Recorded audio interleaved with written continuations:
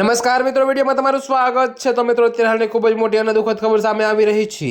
જી હા મિત્રો, તમને જણાવી દઈએ કે જામનગર જિલ્લાના કાલાવડમાં મોટી દુર્ઘટના બની છે, જ્યાં સોમવારે કાલાવડ તાલુકાના ડુંગરિયા દેવળિયા ગામમાં વીજ કરંટ લાગવાથી 3 લોકોના મોત નીપજ્યા છે। જો કે મિત્રો, આ દુર્ઘટનામાં એક દંપતી અને શ્રમિકનું ઘટના સ્થળે જ મોત થયું હતું।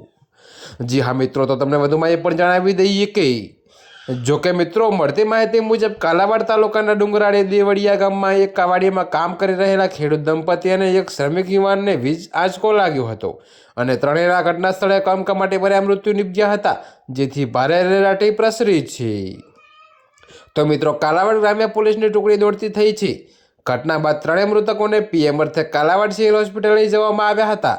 તો મિત્રો, આ કરુણ બનાવની વિગત એવી છે કે કાલાવાડ તાલુકાના ડુંગરાળી દેવળિયા ગામમાં રહેતા રાવજીભાઈ પટેલ નામના 65 વર્ષના ખેડૂત બુજુર્ગ અને તેમના પત્ની સવિતાબેન પટેલ કે જેઓ પોતાની વાડીના તબેલામાં કામ કરી રહ્યા હતા।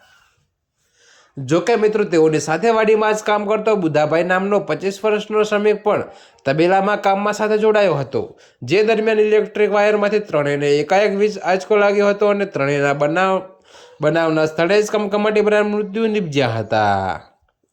તો મિત્રો, અત્યારે હાલ માટે આટલું જ। મળીશું નવી અપડેટ સાથે। અને જો તમને અમારા વિડીયો પસંદ આવતા હોય તો વિડીયોને લાઇક, કોમેન્ટ, શેર અને અમારી ચેનલને સબસ્ક્રાઈબ કરવાનું ભૂલતા નહીં મિત્રો।